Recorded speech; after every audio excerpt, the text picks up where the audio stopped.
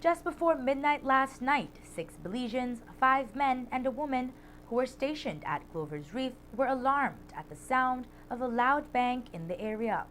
Upon further inspection of the source of the disturbance, it was then that the 2 fisheries officers who approached the area first found out that a vessel had run aground the reef. It was an alarming incident and one that had warranted that the Belize Coast Guard be contacted. Further inspections led to the information that the vessel was from the Guatemalan military and had aboard several of its personnel. Members of the Ministry of Foreign Affairs and the Ministry of National Security began liaising with their counterparts in Guatemala as the process to find out what the vessel was doing in the area, and further investigations began.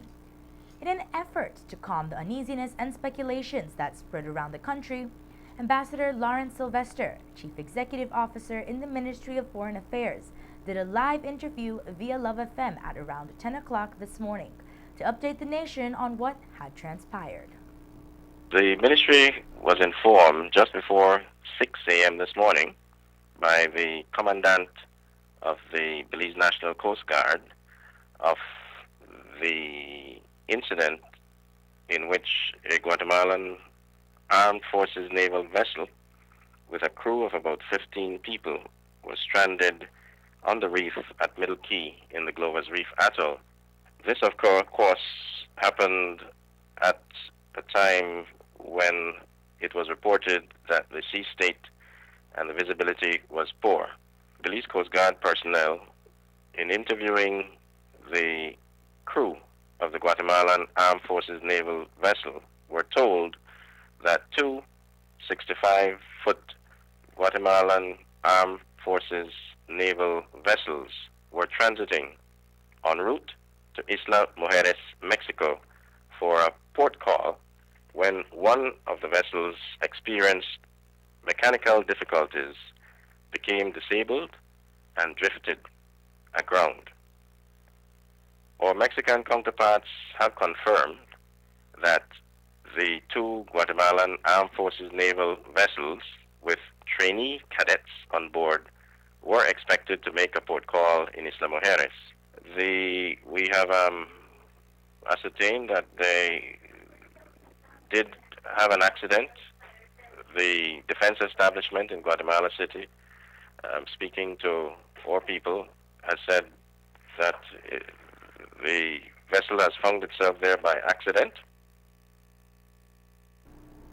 According to Ambassador Sylvester, the government of Belize has been in touch with their counterparts in Guatemala, and various units have been in constant communication since the reports of this incident surfaced.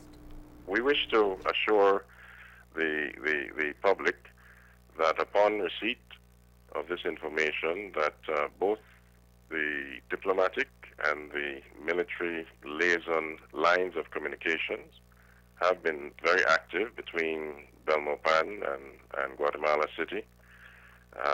Our Prime Minister has been informed of it. We've been speaking to our counterparts at the Guatemalan Embassy in Belize City, and Ambassador Rosado, Belize's ambassador at Guatemala, at our embassy in Guatemala City, has been in touch with his counterparts and our BDF defense attaché at Guatemala City have been in contact with Guatemalan Armed Forces counterparts on this incident. Further to that, the government of Belize is sending a task force which is comprised of the Belize National Coast Guard, officials from the Department of the Environment, the Fisheries Department, and the Belize Port Authority. They are going to the area to assess any possible damage to the reef by the grounding of this Guatemalan vessel. Meanwhile, on the national security standpoint, Love News spoke with retired Colonel George Lovell, CEO in the Ministry of National Security, who explained to us how the matter is currently being handled as it pertains to the occupants on the 2 Guatemalan vessels. One of the vessels was clearly away from the area, and and I say may, because in terms of where the international water lies, in the south it's a little bit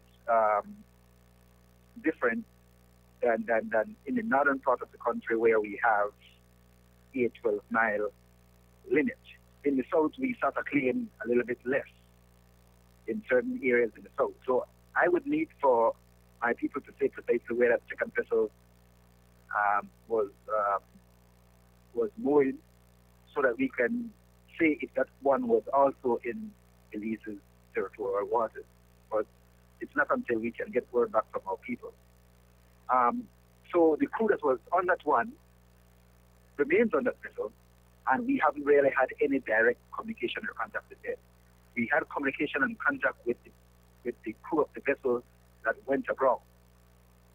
And we have looked at the story that they have given to us, and we have checked it out with our Mexican counterparts, and it seems to be a legitimate trip that they were making to Isla Mujeres, Mexico. And because of that, they had asked if the cadets that were on board can be taken off and placed on a vessel that was sent into the area, which we have agreed to.